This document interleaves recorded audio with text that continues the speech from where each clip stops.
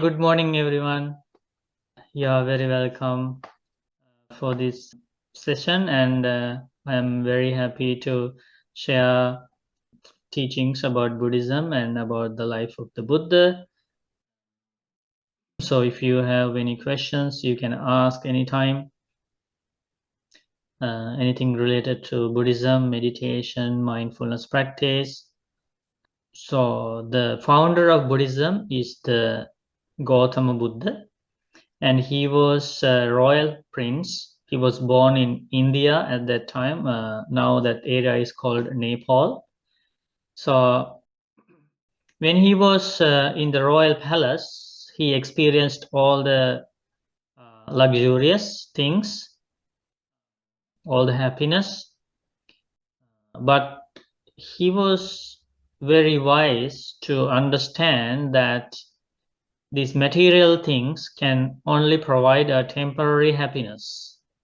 For example, he realized even though we have plenty of money, wealth, fame, power, and everything, if somebody is angry, if somebody has lots of regret and remorse, if somebody is depressed, no matter how much wealth they have, no matter how much power they have, they still don't find inner happiness, inner peace. So then his name was Prince Siddhartha before he became the Gautama Buddha as the enlightened one. So he wanted to find a lasting solution for this. He wanted to find lasting happiness, lasting inner peace. So then he renounced the palace because at that time there was a belief that there are ascetics, there are meditators in the Himalayan forest in India. So they were searching for a liberation. So then Prince Siddhartha, now an ascetic Gautama, as ascetic Gautama wanted to join and learn from those teachers. So he left all the pleasures, worldly pleasures, material happiness, which was offered to him by the palace. Now he is an ascetic with few wishes, with a very simple life. And then he went to teachers to find about the solution, and those teachers taught him about some meditations, but eventually he realized those teachings were not helping him to achieve what he was looking for, because every time when he asked questions, those teachers said, okay, after you practice this path, you are going to be reborn in that heavenly world or in that Brahma world, and so on and so forth. So then he realized, if I am going to be reborn again, I am going to face all these problems again, all the physical and mental suffering and pain in life I'm going to face again. So he was looking for something that would help him to stop this cycle of rebirth. So finally, he decided to find it by himself, and he developed morality, meditation, and then wisdom. This is called the Noble Eightfold Path. He discovered for the first time in the world, and then he followed the Noble Eightfold Path, and he was able to purify his mind because he realized the problems arise in the mind. If the mind is cleansed, if the mind is pure, then no matter what is going on outside world, you will have inner peace.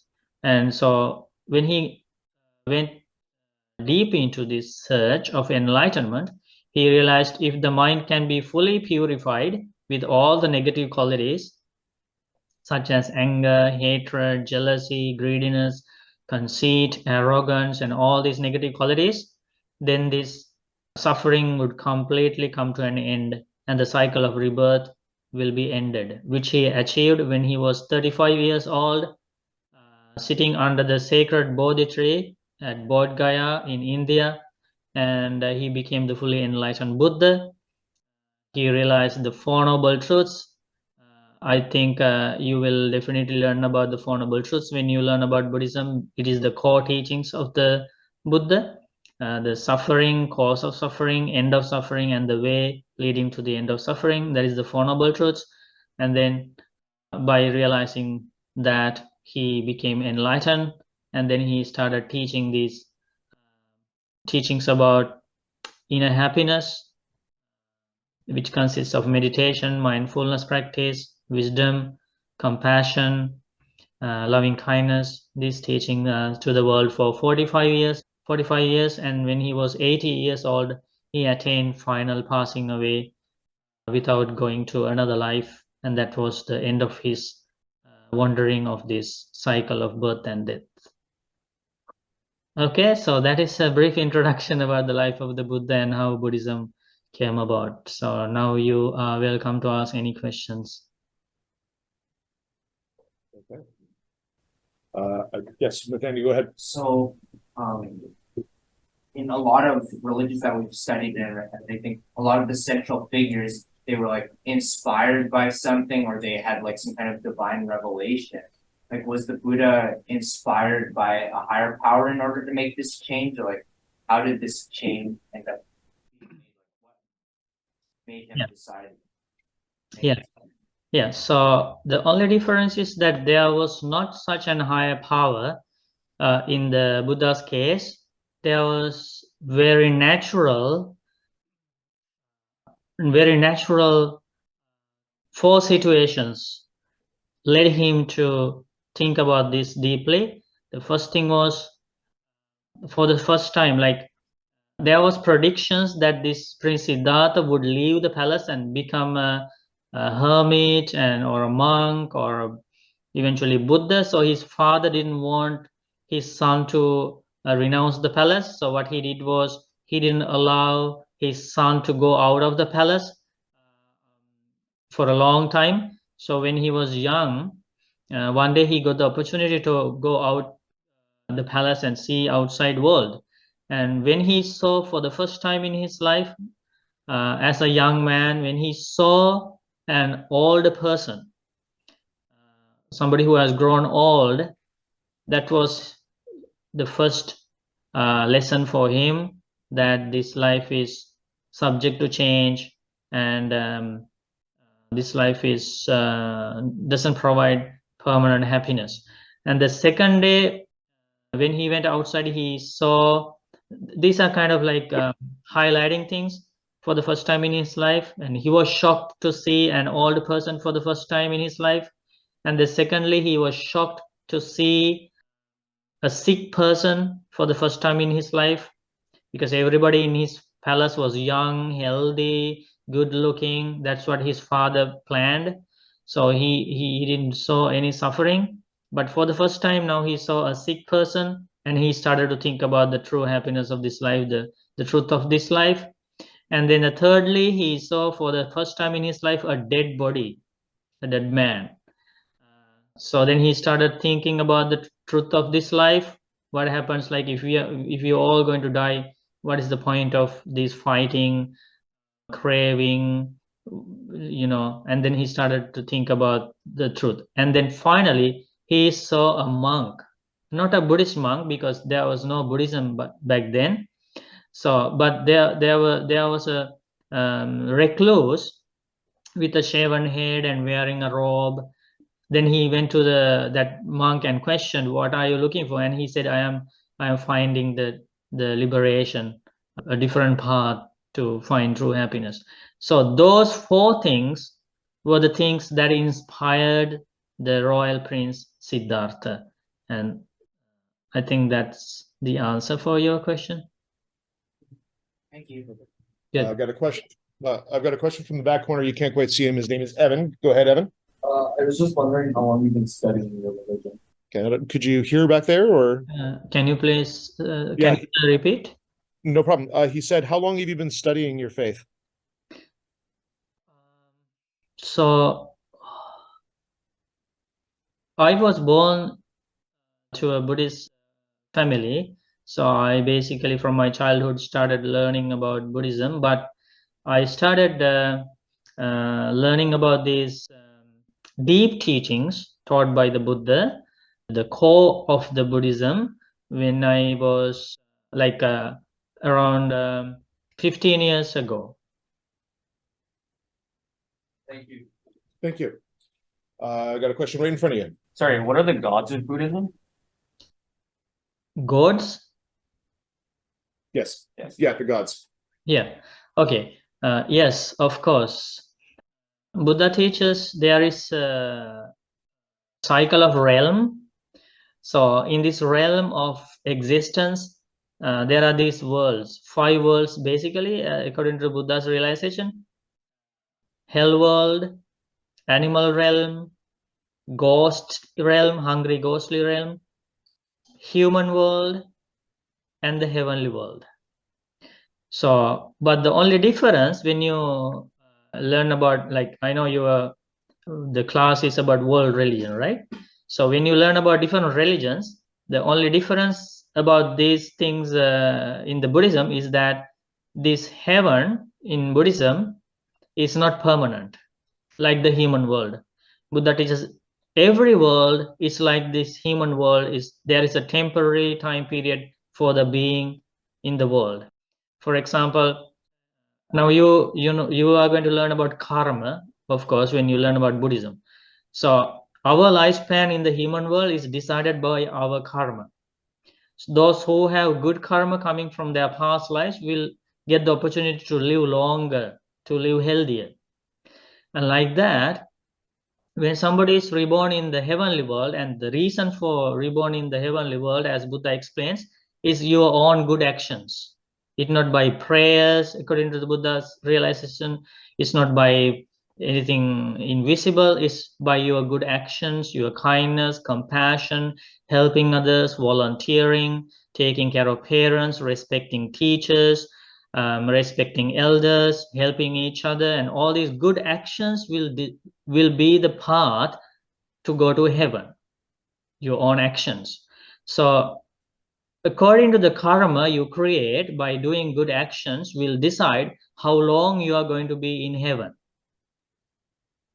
So each god and goddess has their own lifespan, decided by their own karma, not decided by an external person or an external group of beings. So that is the difference of the explanation about heaven. And those heavenly beings are also pass away. When their lifespan is over, they will be reborn somewhere else.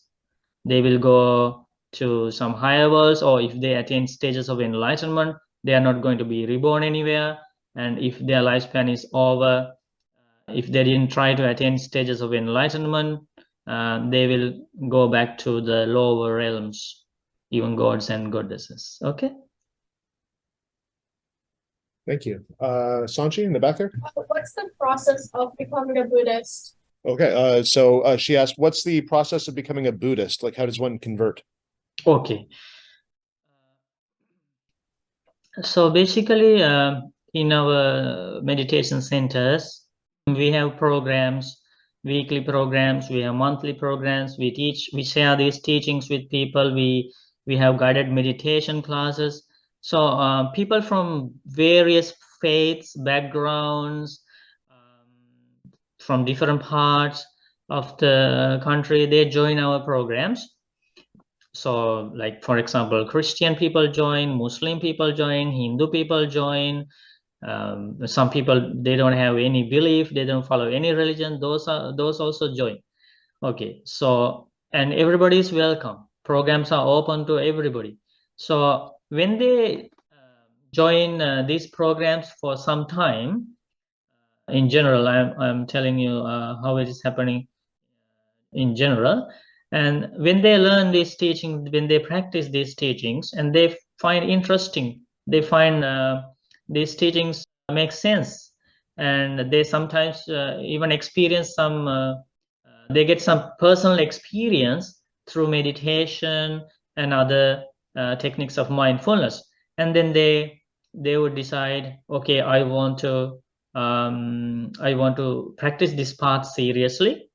And then they would come to a monk, or if they come to a monk and say, Venerable Sir, I want to follow this path seriously, and this path makes more sense to me, And then I would, as monks, we would ask them to, okay, can you please repeat these sentences after me? That means you say, Buddhang Saranang Gacchami. I go for refuge to the Buddha. That means you, from that day onward, you select the Buddha's guidance as the main guidance in your life to follow the spiritual path. And then we ask them to repeat Dhammang Saranang Gacchami. That means I go for refuge to the teachings of the Buddha. That means from that day on, the main teachings that would guide you in this path to true happiness would be the Four Noble Truths and these teachings of karma and Buddha's teachings. And thirdly, we would ask them to repeat Sanghang Saranang Gacchami. I go for refuge to the community of disciples of the Buddha. And then you repeat that for 3 times, for the second time and for the third time. And then we would give them this code of morality called 5 precepts. And then I will ask them to repeat 5 precepts one by one. So I will ask them to say, okay, you say after me, I abstain from killing beings. I observe the precept of abstaining from stealing. I observe the precept of abstaining from sexual misconduct. I observe the precept of abstaining from telling lies. I observe the precept of abstaining taking intoxicating drinks and drugs. So when you take these 3 refuges, Buddha, Dhamma, Sangha, going for refuge to the Buddha teachings and the community, and then when you observe precepts, from that day onward, you are considered to be a Buddhist, a follower of the Buddha. So that's the general way of becoming a Buddhist. Okay. Thank you. Thank you. I actually have a follow-up question, because this came up once with a student. I thought that you would be able to explain it better than I could. This is not a student in this class. It was a different class. When I talked about the 5 precepts, a student was asking me frequently why it's so important, the 5th precept, to abstain from drinking and taking drugs in Buddhism. Why is that such an important rule? Yeah, why it is important? Buddha teaches if you break the 5th one, you will break all the first 4. Yeah. It is that simple. Yeah, exactly. That's what that's exactly what I told him. Yeah, because when we take intoxicating drinks and drugs, we get intoxicated and we don't know what we are doing. We may kill others. That is happening in the society all the time. We will steal things. We will engage in sexual misconduct, and we will tell lies. So basically, we are losing mindfulness when we are intoxicated, and we are in great danger. Yeah, thank you on that one. Questions? Oh, I see another one. Yes, go ahead. What's the process of becoming a monk? Oh, okay. So say someone wanted to take it to the next level. How does one become a monk or a nun within Buddhism? Yeah, so yes, actually, just yesterday, a boy came here and he asked the same question because he was following Buddhism for some time, and now he wants to practice in a more advanced way, and he wanted to be ordained. Basically, he wanted to become a monk, and I will tell the same thing I shared with him. So I asked him to come and stay in our monastery for about 6 months basically, and we will train him with all the monastic codes and precepts. So if you become a monk, you have to go from 5 precepts. We learned about those 5 precepts. Remember, you will have advanced precepts like 8 precepts, 10 precepts, and if you become a monk, you have to follow more than 200 precepts. That means you control your bodily actions, verbal actions. Basically, you have to restrain from lots of things. For example, when you follow 5 precepts, you can eat anything, you can eat anytime. But if you follow the 10 precepts, we have 10 precepts practice, and then you have to practice fasting after 12 noon till the following morning. So, and also if you follow 5 precepts, you can handle money. But if you follow the 10 precepts, and if you follow the other precepts more than 10, then that person has to avoid using money, touching money, handling money. So like that, he will be trained with those higher precepts during that probation time. And in our organization, our mother monastery is in Sri Lanka. It's called Mahameunava Buddhist Monastery. So after his probation period is finished here, with the blessings of the founder of the organization, my teacher, with his permission, we would send the candidate to Sri Lanka, and there he would be trained for another 6 months or so. And probably the probation period will be 1 year. So then he will be ordained as a novice monk with 10 precepts. And then after another 1 year or so, he will be a higher ordained monk with 227 precepts. So basically, that's the path to become a monk. I have a question that's perhaps a little bit silly. No, that's okay. I can't help but to notice that you and I have the same haircut, but you have that haircut for a different reason than I do. Do you want to talk about why your head is shaped? Yeah, so from the beginning of the Buddhism, Buddha wanted to make this distinguishment between the lay people who live at home and live the worldly life and enjoy the worldly pleasures, and the monastic life. So Buddha introduced this monastic life so that everybody can see the monastics, they can recognize them, and they can respect, they can support their spiritual path. So when they see that, they understand the path, the spiritual path the monks and nuns are following. So it's helpful for the people who are practicing the monastic life. So in order to help them, and in order to help other people to recognize monks and nuns separated from the worldly life, is one thing was this shaven head, and also the robe, the cloth that I am wearing. Thank you. For us. Sorry, is it just the head that you have to shave, or do you also have to shave all facial hair? Beard, just the head and the beard. Head and the beard, yeah. Yeah. Question in the back there, Prab. Is letting go of attachment a big form of attachment? Okay, so this is a complicated one. He ran this one past me. So Prab was asking, is the desire to let go of attachments, is that a form of attachment itself? So if you say that an attachment, I would say it is a good attachment, because eventually, because of your, let's say, desire to abandon desire, let's say that, because attachment kind of negative, but desire has positive and negative meanings. If you have desire to do bad things, so that desire is negative.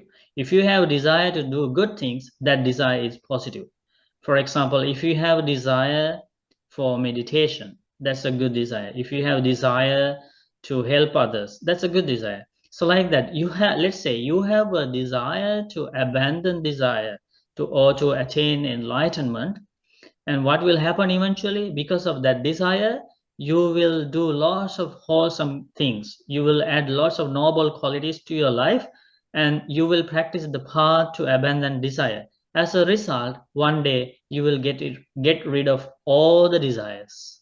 So I would say desire for abandoning desire is always wholesome. Thank you. Yeah. You can't see him, but he's nodding appreciatively. Okay. Well, yeah, welcome. Okay, I have a question for you. Was when you became a monk, was it does require that you sort of really, speaking of attachments, it does ask that you give up some attachments to, like, say, family members. And so are you still in contact with family? How does your relationship with your family work now that you've become a monk? Right. So yeah, for all the people who would like to join the monkhood, and also in our organization. Yes, so when you decide to become a monk, you kind of physically separated from your family, and you leave your home, and you start staying in a monastery. And but from time to time you can talk to your family over the phone, or the family can come to the monastery where you stay and talk to you. Yeah, so that kind of thing. But you have to be like, you have to completely quit your job, and you are not supposed to handle money. So those kind of separation, yes. Yeah. Okay. Nathaniel, thank In you. terms of handling money, you still hold like a credit card or something? Oh. Or would it have to be No. like, Yeah, it's yeah, any monetary transactions should be avoided. Yeah, whatever means of monetary transactions like credit card, debit card, or whatever, any all those things should be avoided by a monk and a nun. so then who would be doing the like monetary transactions, for example, like paying for the water bill or something at your monastery? Right.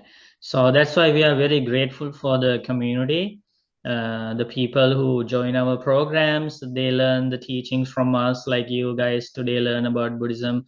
These people learn about Buddhism by coming to our programs.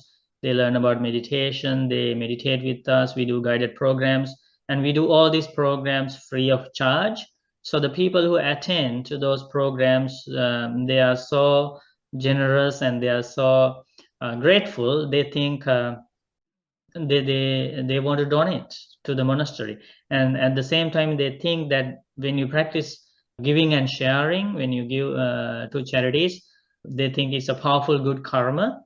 If you share things with others, if you make donations to a monastery, they think it's powerful good karma, so lots of happy things will happen to them if they donate. So they donate to the monastery, and we have a committee of lay people who would organize everything, manage everything, and then they would take care of the monastery and the needs of the monks. Thank you. Question, yes, Sam.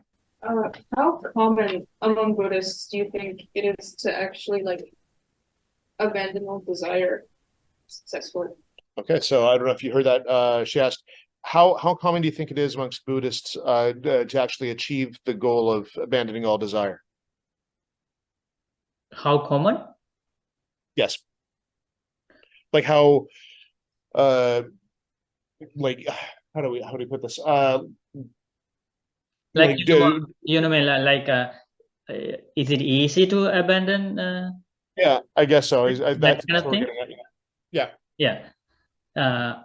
So when the Buddha was alive, about 2,600 years ago, it is said that many people, monks, nuns. Okay, before I say that, I'll say I have to explain something else as well. So there are 4 groups of people who can follow the path to enlightenment, full liberation, for the purification of the mind, to end suffering. So these 4 groups of people are: first group is monks, second group is nuns, third group is male lay followers, fourth group is female lay followers. So the last 2 groups are living at the home, going to schools, universities, taking care of parents, earning money. They still can follow the path to enlightenment. So they are called female lay followers and male lay followers. In the time of the Buddha in India, many monks and nuns, male lay followers, female lay followers, attain the stages of enlightenment. There are 4 stages of enlightenment, like the 4 levels of wisdom. So, and like thousands and thousands of people attain stages of enlightenment, but it was reducing. It was becoming harder and harder after the passing away of the Buddha. That is what is happening, because the reason Buddha explained, somebody asked why in the beginning of Buddhism many people attain stages of enlightenment, but later, even when the Buddha was alive, in the later part of the propagation, why would few people attain stages of enlightenment? And Buddha gave the answer. Buddha said it is due to the fact that this human mind losing the ability to grasp the deep meaning of life. They would, like, for example, this over time, this human mind would be more attracted to sense pleasures, worldly pleasures, not for the spiritual happiness, things like attaining enlightenment. So this mind will be, that ability to attain liberation following a spiritual path will be rapidly declining.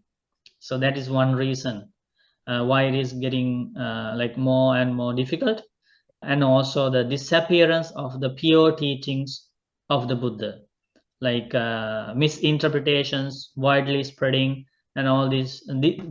Basically, these two reasons would make it harder. So in other words, it happens, but it's very difficult. Very difficult. Yeah, it's not impossible, but it's becoming more difficult. Okay. Terry. So we're like the first followers of Oh, good question. Who are the first followers of Buddha? Okay, so when Buddha was Buddha to be, actually, before he became enlightened, he was searching the truth in the forest, practicing different meditation techniques. So there were 5 young men. Actually, they assisted him, they attended on him, waiting for him to attain enlightenment and to learn from him. So those 5, and they also became ascetics. So those 5 ascetics became the first pupils of the Buddha, and they also became liberated monks after. Okay. Thank you. Okay, I have a weird one for you that I've been dying to ask for a long time, and it's very strange. You'll have to bear with me. Years ago, I would have been, this is 22 years ago. I was in a movie theater and getting ready to watch the movie, and in came a Buddhist monk wearing, orange robes, everything. And I was surprised at this. Because I know that there's one of the precepts that monks follow is that you're not supposed to take in entertainments that for a frivolous purpose. So my question, the movie, by the way, was The Matrix, which is a very violent movie, and it changed the way I was thinking about the movie as I was watching it, because I ended up watching it through like a Buddhist lens and thinking, no, it's actually it's a very surprisingly Buddhist movie for something that's so violent. But my question is, are there exceptions for monks when it comes to the precepts if it has some sort of a spiritual purpose? Yeah, for example, recently in Thailand, they did this movie about the life of the Buddha, 4-hour long documentary kind of thing, and that became that gives a powerful message to the world. It covers many major incidents of the Buddha's life. So those kind of movies like that. Okay, this is the criteria. When a monk watches or hears something that would give rise to negative qualities such as lust, hatred, delusion, and these negative qualities, monks should avoid that. And if the monk watches something like the Life of Buddha movie or any movie, a spiritual movie, and it would give rise to wholesome qualities, like inner peace. When you watch a movie, you get the life of the Buddha, those information, and you attain peace, inner peace, and you get more knowledge, wisdom by watching that, and then there is no harm. of that, because wholesome qualities are increasing by watching that, or by hearing to something wholesome. That's the criteria. Okay. Yeah. Okay. Thank you. That's something I've been curious about for a long time. The image of that monk walking into the theater was something that really kind of took me by surprise, and I've been wondering about that ever since. Good. So thank you. Oh, sorry. There's a question over there. Yes, go ahead. Negative emotions and such shouldn't be, like we should try and let go of them. So how do Buddhists like view people with mental illness and that struggle with like, negative like mental feelings and symptoms? Okay. Were you able to hear the question? Can you please repeat? Not a problem. Yes, of course. The question was, you talked about letting go of negative emotions and how that's important to not to let go of things like anger. But what are Buddhist thoughts about mental illness and people who struggle with mental illness and have recurring feelings of anger and things like that, or negative emotions that are connected to a mental illness? What's the Buddhist approach to that? Yeah. Okay. So that's a very important topic that we should all talk about it, and we should try to find solutions, because we know lots of students, young people, no matter the age, lots of people are suffering due to these mental problems like anger, anxiety, fear, loneliness, stress, depression, right? So definitely we need to discuss about these and find solutions, as our own brothers and sisters are suffering from these things, and that can happen to us tomorrow, right? So we are very grateful for the Buddha's teaching, especially because Buddha teaches more and more things about this mental suffering, and the lots of techniques to overcome these mental sufferings. So Buddha teaches the mind is the chief of all actions in life. Mind is the forerunner. All actions are made by the mind. When the mind is pure, whatever we do, we speak, would bring happy results. When the mind is impure, when we act or speak with an impure mind, suffering will follow us. So now we can understand how important the mind in our life is.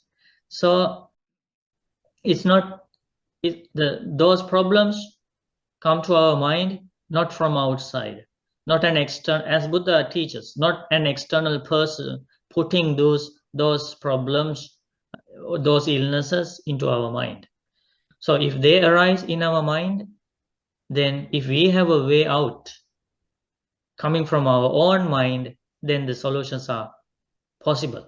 If we have to wait for solutions till somebody else gives us, then we are in trouble, because we don't know how to receive that. So since the problems arise in the mind, since the solutions are to be found within oneself, so Buddha discovered these beautiful techniques of meditation. So when these meditations are practiced, meditations, for example, anger. So anger is the problem here. And then we have, Buddha has taught a meditation called loving kindness meditation. So when we practice this meditation, this mind is trained not to get angry. This mind is trained to forgive others. This mind is trained to be patient, to be kind, to be compassionate. When the mind is trained in such a way, the person who used to get angry would be completely transformed, because now his mind has changed. The mind is different. The way the mind reacts to the outside things is different. So that way the mind is developed. So for any mental illness like that, there are different meditation techniques. So these mindfulness techniques, meditation, these can overcome all those mental illnesses, basically. Yes. Thank you. Question in the back, yeah. What do you think of meditation becoming more popular with those who aren't Buddhists? Okay. So the question is, what do you think of meditation becoming more popular with those that aren't Buddhists? Yeah. So we have two diseases in our life. First one is bodily diseases. Second one is mental diseases, right? Bodily illness and mental illness. For bodily illness, we take medicine. What do we take for mental illness? We cannot buy pills. Meditation is the medicine for mental illness. That's why meditation is becoming popular. So it doesn't bother you then that quite often you see meditation like outside of a Buddhist context, like outside of the spiritual context, but you see it strictly as a practice for better mental health. Yeah, it's for example, like if I teach you how to do if I teach you about the guided meditation we do here for all groups of faiths. As I said before, anybody who is from any religion, any faith, any belief that can join our programs. And so we would do the guided meditation of loving kindness like this, for example.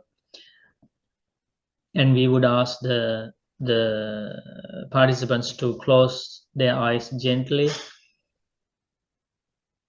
and then Good. we ask them to cultivate thoughts of compassion like this. First to yourself. May I be free from anger. May I be free from ill will. May I be free from mental suffering.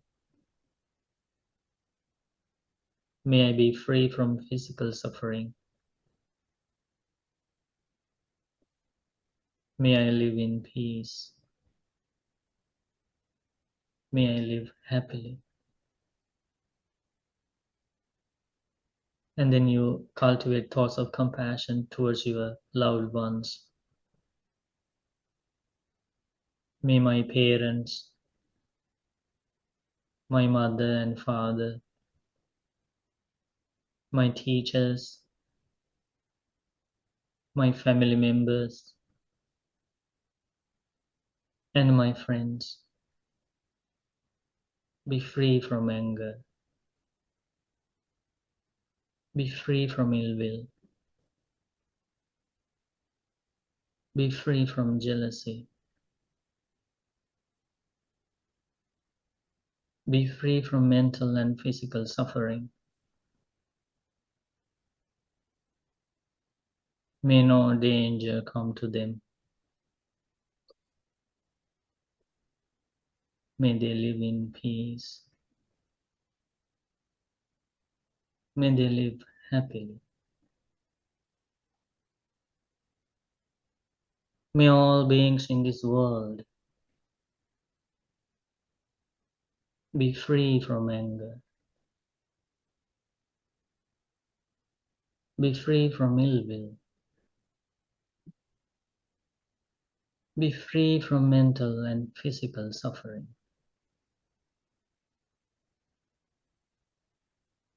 May no danger come to anyone.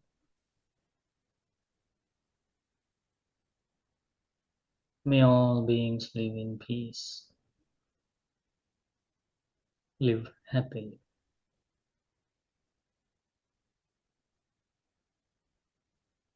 So that is an example for our guided meditation. Yeah, so anybody. Thank you. Yeah, thank you for that. Okay. Question, Tarek. What are your thoughts on like not like just meditation, but like other stuff like doing like monks in like pop culture, like the movie. Oh, like how Buddhism is portrayed in popular culture? Yeah, you think like maybe Okay. For example, like Dr. Strange. Okay, yeah, fair enough. I'm not sure if you'll be able, well, we'll see. So the question is, what are your thoughts on the way ideas from Buddhism or aspects of Buddhism are sometimes portrayed in popular culture? I'm not sure if you're Can you simplify the question? sorry, say again? Can you please simplify the question? Oh, sure. What are your thoughts on how Buddhism is shown in things like movies and TV? Like, is that something that you pay very much attention to, or I guess, yeah, like, what are your thoughts on, like, say, in the Doctor Strange movie, there's elements from Buddhism that are in the movie, even though it's not a Buddhist movie. Like, how do you think that Buddhism is shown in movies and TV? Mhm. So, it is the intention. Like, if somebody, has an intention of helping people, encouraging people to practice these spiritual teachings, to follow a peaceful life, to follow this non-violence, compassion in the Buddhist teachings. So of course you can use these famous platforms to educate people. It's your intention. Okay. So it can be a good thing then if it's used well. Yeah, if it is based on a good intention of helping people, not Okay, thank you. not the intention of um, profit or fame or whatever. Okay, thank you. Nathaniel. In terms of the precepts, I'm going to assume that the 5 precepts were created by the Buddha, but who created the other? I'm not sure how many precepts. Did the Buddha also create all the other precepts? Yeah. So 27? yeah. Did he create all 227? Yeah, 8 precepts also taught by the Buddha and asked people to follow them. Like we already learned about the 5. The additional 3 are basically the lay people who live at home are supposed to observe those precepts at least 4 times a month. 4 times a month, not every day, just 4 times a month. Because by following these 8 precepts, we call them higher precepts for a person who live at home, help them to imitate the lives of the liberated monks and nuns on those 4 days per month. So the 6th one is abstaining from these entertainment things, dancing, singing, and so on and so forth. And then the 6th, actually that's it, the 7th one. 6th one is abstaining from eating after 12 noon, that is fasting. And the 8th one is abstaining from using luxurious seats and beds. So basically practicing simple life, to imitate the life of a renunciant, just for 24 hours on a day. Oh, actually, speaking of the hours in the day, question for you, very basic question, but what does your day look like on your daily schedule? Yeah, so we have in our organization, our teacher has given us this timetable, and and which is in line with Buddha's advice from the original discourses. So we in our organization, monks are supposed to wake up around 4:30 a.m. and then we have the morning chanting and meditation session. And then we have the breakfast meal offering. People every morning, one family would bring the breakfast for the monks, and then we would do some merit sharing, appreciation of the generosity, and would share some teachings of Buddha in return. Then we would have some group meditations, then some leisure time to read the books, to discuss the teachings with the fellow monks, and then we will have lunch around 11 to 12, and we finish before 12 noon. And then we will have programs like meditation programs, teaching programs, so people would come and join those programs in the evening time. And then we have around 7 p.m. we have again chanting and meditation session. Then at night around 10:30 we that's the end of the day. We go to bed around 10:30, and that is the general timetable. But if people invite us for their homes, so that they want to listen to some teachings, or they want to receive some blessing chantings from the monks, yes, of course, then we would visit their homes when they invite us. And during the day, different people come from different parts of the community. Sometimes they have some problems in life, or they are just sometimes interested in meeting a monk and to talk to a monk. So visitors are coming, and so we talk to them, we share the teachings. That's that kind of lifestyle. Thank you. Oh, got another one. Yes, go ahead, Joe. Okay, so for that, so I assume you're talking here about, let's see. So this question is the symbol of Buddhism, like how is it significant? And the symbol he's referring to is this. So if you wanted to explain this symbol. Sure. So that is called Dhamma wheel, and one of the artists made a mistake at some point when they drew the Dhamma wheel. It should be a wheel, not spikes coming out of those edge of the wheel. It should be a round circle. That's true. That is true. You can modify it. I will. It was first used by the Emperor Ashoka, the great Emperor Ashoka, who converted to Buddhism and spread the teachings of Buddha all around India. And he's the one who sent the teachings to Sri Lanka and to many other countries apart from India. So he used this Dhamma wheel for the first time on his stone carvings.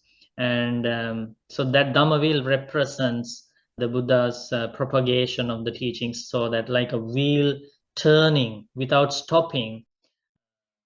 It is said that these teachings are turning from heart to heart, and it will turn as long as the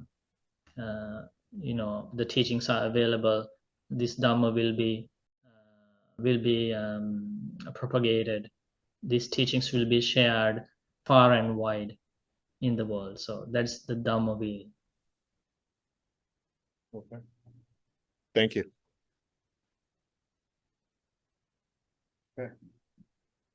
Okay. I think we've exhausted their questions. So all that's so that's left for us to say is a warm and heartfelt thank you very much for everything that you brought to us here today. Anytime you are welcome, sir. And your name, sir? My name is Mike Friesen. Mike, okay. And thank you so much for giving these opportunities to share these teachings for your world religion class. And I wholeheartedly bless you. The kids, the students they are very fortunate to learn from a teacher like you, and they have powerful good karma, I think, to associate a kind, compassionate teacher like you. And I wholeheartedly share blessings with you. May you have lots of opportunities in the future to help students and to share your knowledge. And I also bless all the students. May all of you enjoy good health, long life, happiness, and peace. Thank you so much. Thank you very much. Okay. Have a lovely day. Okay. Thank you. Thank you very much. Okay. Enjoy your lunch. Thank you. Thank you. Bye. Thank you.